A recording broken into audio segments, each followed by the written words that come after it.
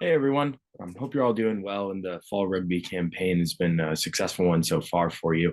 My name's Shane Dempsey. I'm currently a strength coach at Flight Performance and Fitness in Newton, Massachusetts, and I'm currently directing the high performance rugby individual and team programming here at Flight.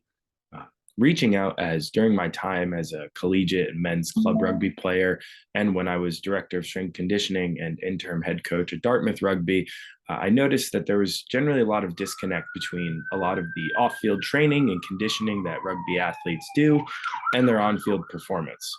So, over the next few weeks, I'll be sending a series of videos and informational emails to you about all things S&C rugby related, right?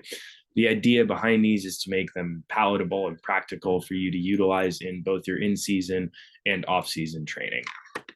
So, that being said, on to our first topic, team conditioning considerations, right? With more resources, more teams, and more competitions, you guys as rugby coaches and leaders are more stressed than ever to lay a foundation of core skill work so that players can make correct decisions in the passage of play.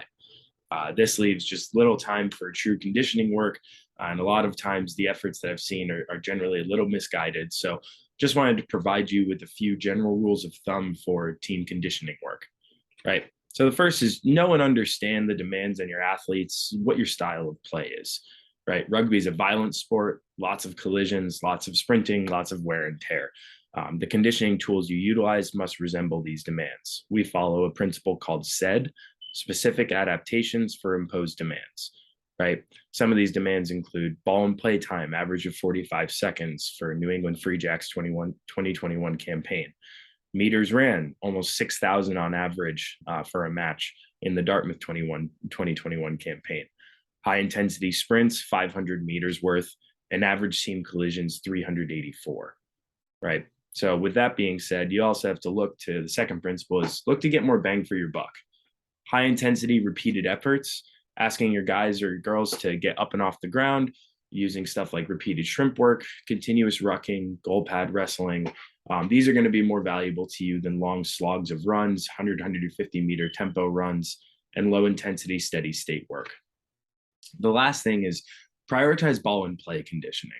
Structure trainings to reflect match demands when it comes to ball and play, emphasizing playing out of chaos to keep work bouts flowing and really use this as a decision making under fatigue stimulus. In the Flight Performance and Fitness Team Online Rugby Training Program, we cover all of these items in detail, and I can also provide guidance and practice parameters, match feedback, and conditioning blocks for the upcoming spring season. Would love to invite some of your athletes out. We're hosting an open gym session where we bring people through one of our lifts this Sunday at 12 p.m. Down in Newton, Massachusetts. So would love to see some of you guys out there. We can work together. I can get my hands on you, and we're able to build from there. So thanks so much for your time today. Make sure to follow us on our social medias. They're linked below. And if you have any questions regarding rugby strength conditioning or anything I discussed today or in the below email, please feel free to reach out. Thanks very much for your time. Look forward to speaking with you soon.